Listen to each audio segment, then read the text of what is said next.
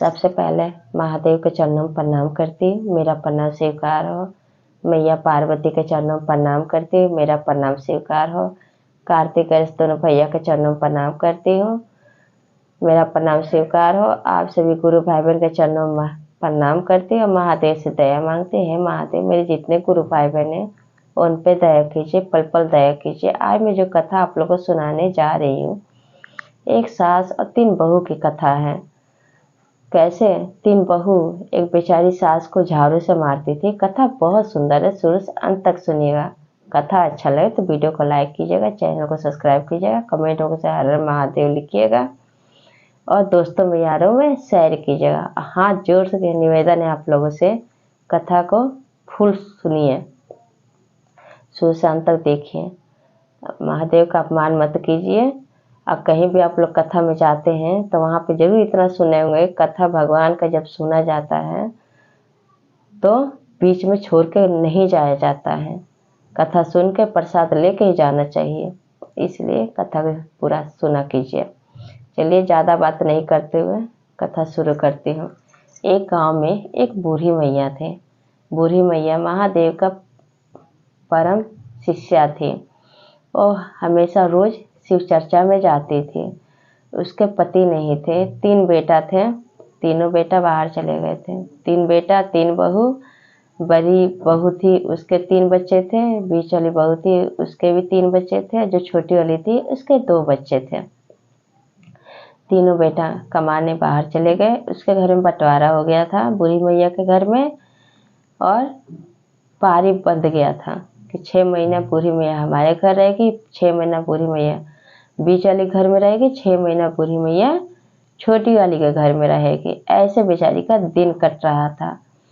पति था नहीं, पति मर गया था। और बूढ़ी मैया जो थी शिव चर्चा में रोज जाती थी अपना घर में। पहला क्या होता है, पहले कि जब बड़ी बहू का समय आता है 6 महीना रखने का, तो वहाँ पर रहती है। जब शिव चर्चा में जाने लगती है तो कहती है बड़ी बहू से कि बहू मुझे 1-2 रुपये हो तो दे दो, मैं महादेव के लिए प्रसाद ले जाऊं, शिव चर्चा में ले जाऊं। वहाँ पे शिव चर्चा में सब प्रसाद लेकर आते हैं, मैं ही नहीं लेकर जाती हूँ। तो बहू क्या कहती है, बहू कहती है हाँ रोज मैं दूंगी तुम्हें पैसा प्रसाद शिव चर्चा में ले जाने के लिए, रोज मिश्री ले जाओगी प्रसाद के लिए। 1-2 रुपये तो मैं अपने बच्चों को नहीं देती हूँ, रहता ही नहीं, रोज शिव चर्चा में लेकर जाओगी। खूब उनको 2-4 बात सुना देती है। तो बूढ़ी मैया क्या करती है, चली जाती है ऐसे ही। जब जाती है तो उनके पास तो कुछ रहता ही नहीं है, कुछ भी नहीं रहता है उनके पास। फिर रास्ते में क्या होता है कि महादेव एक छोटे से बच्चा के रूप में रूप पकड़ के आ जाते हैं रास्ते में, एक लड़के के रूप में, और आके कहते हैं महादेव महादेव। उनका रास्ता रोक लेते हैं बूढ़ी मैया का। कहते हैं कि बूढ़ी मैया आप कहाँ जा रही हैं?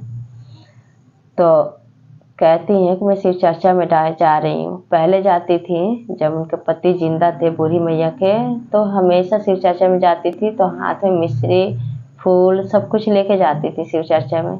जब पति मर गए तो बड़ी बहू कुछ देती नहीं थी, पारी बन गए तो 6-6 महीना तीनों बहू के पास रहने का कोई पैसा देता ही नहीं था उनको, तो खाली हाथ जाने लगी। जब जाने लगी तो गुरु भाई बहन क्या होता है कि महादेव लड़के के रूप में आके रास्ता रोक देते हैं, उनको 2 फूल तोड़ के उनके हाथ में दे देते हैं। कहते हैं बूढ़ी मैया आप खाली हाथ मत जाया करो, आप ये 2 फूल लेके जाया करो। बोलती है ठीक है, तो चली जाती है। वहाँ पे जाती है शिव चर्चा में तो सब प्रसाद लेके आते हैं, लेकिन वहाँ पे फूल नहीं रहता है। लेकिन जो वो छोटा सा बच्चा बन के महादेव देते हैं फूल, तो उसी फूल को माला बना के वहीं पर चढ़ा देती है। उनके हाथ से जो फूल था वो ख़त्म ही नहीं होता है, इतना सारा फूल बन जाता है कि वो महादेव को चढ़ाते जाती है, लेकिन वो ख़त्म नहीं होता है। फिर वो चढ़ाती थी, चढ़ाने के बाद शिव चर्चा सुनती है, प्रसाद लेके घर आती है। फिर क्या होता है, फिर अगले दिन जब धीरे धीरे 6 महीना बीत जाता है बड़ी बहू के पास, फिर बीच वाली बहू का नंबर आता है। बीच वाली बहू के पास रहने लगी 6 महीना बूढ़ी मैया। वहाँ पे भी जब शिव चर्चा में जाती थी तब सोचती है कि बीच वाली बहू से मांगती हूँ 1-2 रुपये मिल जाए तो प्रसाद लेके चली जाऊंगी शिव चर्चा में। तब बीच वाली बहू से मांगती है तो वो भी कहती है कि रोज रोज हम देंगे तुम्हारे शिव चर्चा में जाने के लिए प्रसाद देंगे, रोज मिश्री लेकर जाओगी, इतना पैसा रखा हुआ है 1 रुपया 2 रुपया, इतना तो मैं अपने बच्चे को दूंगी तो बच्चे नहीं खाएंगे, रोज इनके शंकर भगवान मिश्री ही खाएंगे। बीच वाली बहू बोलती है और वो क्या करती है कि उसी समय 2-4 झाड़ू उठा के मार देती है अपने सास को। इधर ये बड़ी वाली बहू जब देखती है कि बीच वाली 2-4 झाड़ू मारी है तो वो भी ला के झाड़ू से वो भी 2-4 झाड़ू सास को मार देती है कि रोज रोज शिव चर्चा में जाएगी और रोज मिश्री मांगती है, रोज 1-2 रुपये चाहिए। ऐसा कैलाश पर्वत पर बैठे महादेव देखते रहते हैं, उनको बहुत गुस्सा आता है, बहुत क्रोधित होते हैं वो। फिर क्या करती है बूढ़ी मैया, बेचारी बेसहारा थी, पति तो थे नहीं, चली जाती है वहाँ से, कुछ नहीं बोलती है दोनों बहुएं से और चली जाती हैं शिव चर्चा में। जब उधर जाती हैं तो फिर रास्ते में महादेव लड़के के रूप धारण करके वहाँ पे खड़े हो जाते हैं। फिर वो दोनों फूल दे देते हैं, जब फूल दे देते हैं फिर ले आकर चढ़ा देती हैं और चढ़ा देती हैं तो जब उधर से लौटने लगती हैं तो वही लड़का जो होता है तो कहता है कि क्या मैं आपके साथ चलूं? तो कहती है बूढ़ी मैं कि चलो, जो मैं 1 रोटी खाऊंगी वो तुम भी खाना, तुम्हें भी खिलाऊंगी। तो वहाँ से जब प्रसाद लेके चलते हैं तो लड़का जो थे महादेव के रूप में तो उनके हाथ में दे देती है खाने के लिए थोड़ा सा दाना और ले आती है तो घर में पोता पोती को भी दे देती है। तो क्या होता है कि अब आती है उधर से तो इधर बड़ी बहू बीच वाली बहू दोनों देख लेती है तो कहती है क्या देख लो, अपना तो गुजारा ही नहीं है, एक टिंगना भी लेकर चल दी है, अपना गुजारा नहीं है, एक टिंगना भी लेकर चल दी, एक लड़का भी साथ में लेकर चल दी है, इसको कहाँ से रोटी खिलाएगी।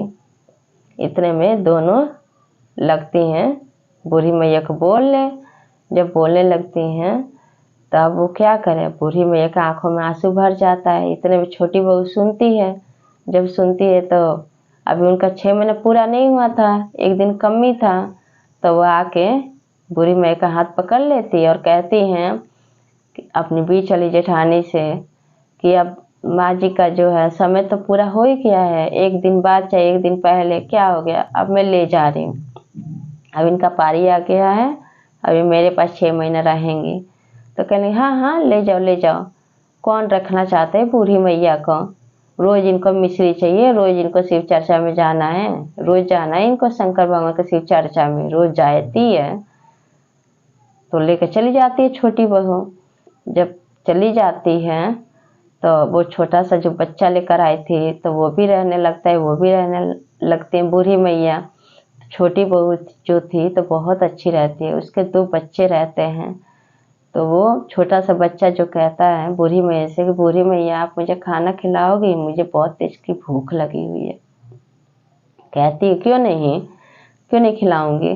तो अपनी बहू से बोलती है तो बहू कहती कि हाँ क्यों नहीं, जैसे 2 बच्चे मेरे हैं, एक तुम भी हो, मेरे 3 बच्चे हो गए। खूब खाना बनाती है, खूब बढ़िया बढ़िया खाना बनाती है, 12 किस्म के, पेट भर खिलाती है, मन भर इतना खाना खिलाती है उस बच्चे को। तब भी इधर बड़ी वाली जेठानी या बीच वाली जेठानी कहती खिला रही हो ना, थाली भर भर के इसको इस टिंगने को खिला रही हो, खिलाओ। जब टट्टी कर देगा ना, पूरा पैंट जब गीला कर देगा ना टट्टी करके, जब साफ करना पड़ेगा, जब पता चलेगा तुम्हें, खिलाओ खिलाओ खूब खिलाओ, छांटी भर खिलाओ। ऐसे ये दोनों बोलने लगती हैं। अब ये डर के मारे क्या करती हैं कि अब बच्चे को खिला देती है, बूढ़ी मैया को खिला देती हैं, खिला उला के सबको सुला देती हैं। जब रात को 12 बजता है तब वो बच्चा आवाज़ देने लगता है। जब आवाज़ देता है तो उनकी बहू उठ जाती है, उठती है तो कहती है कि क्या बात है बाबू। तो कहते हैं मुझे बहुत तेज की टट्टी लगी हुई है, मैं कहाँ जाऊँ करने। तो वो बहू जो छोटी वाली थी तो कहते कहाँ करने जाओगे, से कहीं दूर मत जाओ, आंगन में ही कर लो, मैं साफ कर दूंगी। कहीं दूर जाओगे कहीं कीड़ा मकोड़ा काट लिया तो कैसे जाओगे, मत जाओ, यहीं पे कर लो आंगन में ही, मैं सुबह जल्दी उठ के साफ कर लूँगी। तो कहता है लड़का ठीक है। तो उसकी बहू जाके सो जाती है और वो वहीं पे करने लगता है। तो वो तो महादेव थे, उनको टट्टी थोड़ी ना लगा था, बच्चे का रूप धारण करके वो वहीं बैठे बैठे ऐसे मुट्ठी भर के हाथ जोड़ के विष्णु भगवान से नमन करते हैं कि विष्णु भगवान, यहाँ पे मैंने इतना 12 व्यंजन खाना खाया है, इतने दिन से 3-4 दिन से हूँ मैं यहाँ पे, तो इनको कुछ दीजिए। तो विष्णु भगवान कहते हैं कि आप तो देवों के देव महादेव हैं, आप ही दीजिए इनको, क्योंकि आपसे बड़ा कोई नहीं है, आप ही दीजिए, आप ही सर्वश्रेष्ठ हैं हमारे लिए, जो करेंगे आप ही करेंगे, हम क्या करेंगे। तब क्या करते हैं कि ऐसे मुट्ठी भर के उस आंगन में इतना हीरा मोती सोना चांदी सब भर देते महादेव, और वहां से अंतर ध्यान हो जाते। जो बच्चे के रूप में थे वो अंतर ध्यान हो जाते, क्योंकि वो तो बच्चे के रूप धर के आए थे, बूढ़ी मैया का सच्ची भक्ति था, इस वजह से। सुबह बूढ़ी मैया की जब बहू छोटी वाली उठती है जल्दी, वो सोचती है कि पहले ही मेरी जेठानी दोनों थी, बड़ी वाली बीच वाली, वैसे मेरी सास को झाड़ू झाड़ू मारी है, अब मुझे भी मारने लगेगी। अब मेरे पति तो है नहीं, वहां गए हैं बाहर कमाने, तो मेरी सास को भी मारेगी, अब मेरे को भी मारेगी, चलो जल्दी से उस बच्चे का टट्टी जो है साफ कर दूं। जब जाकर देखती है आंगन में, तो टट्टी नहीं, वहां पे तो इतना हीरा मोती सोना चांदी भरा रहता है जिसका जवाब नहीं, इतना चमकता है उसका आंगन जिसका जवाब नहीं है। फिर वो क्या करती है कि अपनी बूढ़ी मैया को बुलाती है, सास को।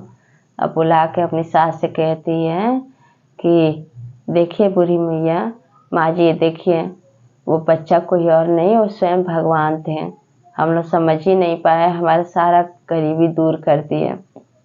इस वजह से वो छोटी बहू जो थी वो बराबर बूढ़ी मैया को पैसे देती थी, मिश्री लेने के लिए, चाहे अगरबत्ती धूपबत्ती जलाने के लिए, चाहे माला वाला लेकर जाने के लिए वो देती थी। दिल की अच्छी थी छोटी बहू, महादेव के लिए वो करती थी, इसलिए महादेव बहुत खुश थे, बहुत प्रसन्न थे।